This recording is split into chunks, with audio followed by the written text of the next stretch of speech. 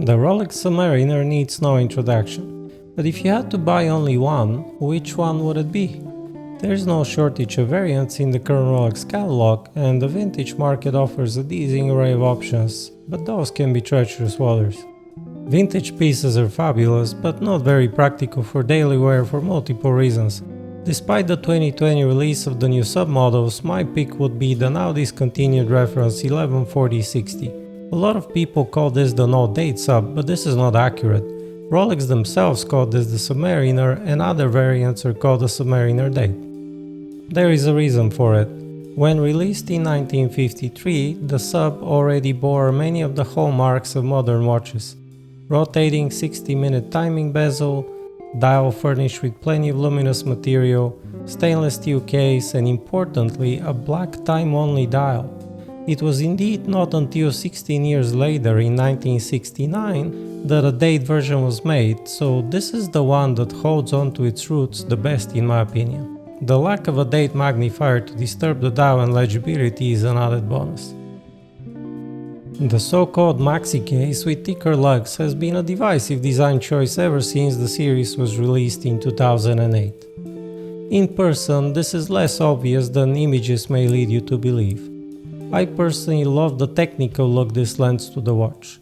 The wrist presence is indeed increased, but it is still 40mm, with 48mm lug to lug, which is a size adopted all the way back in 1959. The lug spacing of 20mm is arguably the most versatile size as well. It comes with a lot of the modern technologies on offer by Rolex. Cerachrome bezel, 904L steel, glide lock adjustments on the buckle of one of the best bracelets in existence, and impeccable finishing.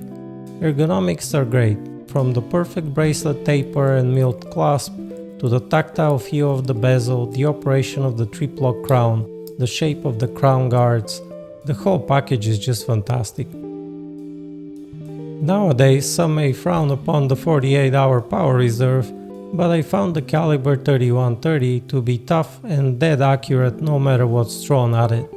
I was rather dismayed that a long motorcycle trip with a healthy dose of handlebar vibration and less than perfect roads resulted in next to no discernible difference in performance. Fine, no date wheels, but why not pick the 124060 instead? There must be thousands of pages and comparisons on Submariners, so no need to repeat here, and I'll just add my take. The main problem I have with that one is the 21mm lug spacing, which is not only awkward, but results in a larger buckle despite the taper. The previous generation bracelet tapers from the lugs at 20mm to 15.6mm wide at the clasp. The clasp itself is 17.6mm wide on the previous generation. The new Submariner 21mm lug spacing does not read like much of an increase, but it tapers to 16.4 wide link at the buckle, and the buckle itself is 18.6mm wide. Doesn't sound like much, but 3mm is very noticeable in person. Maybe I've just grown accustomed to seeing the previous design, but the proportions of this new one just seem a bit off despite the arguably more elegant lugs. The dial seems more sparse as well. I like the switch of Swiss made and the little coronet pushed lower, but the minute hand has grown a bit too long for me and it looks awkward. The crown and Rolex logo seem pushed down a bit. The 4 lines of text have also undergone a change, all small changes, but hey, this is the sub and people obsess over details. So for now, I'll stick with the 114060 as the best pick. The 14060M is also mighty appealing, but the clasp and bracelet are a big step down for me. There you have it. If you can afford several, the answer might be one of each, please. But if it's just one, it would be the 114060 for me. What would be yours?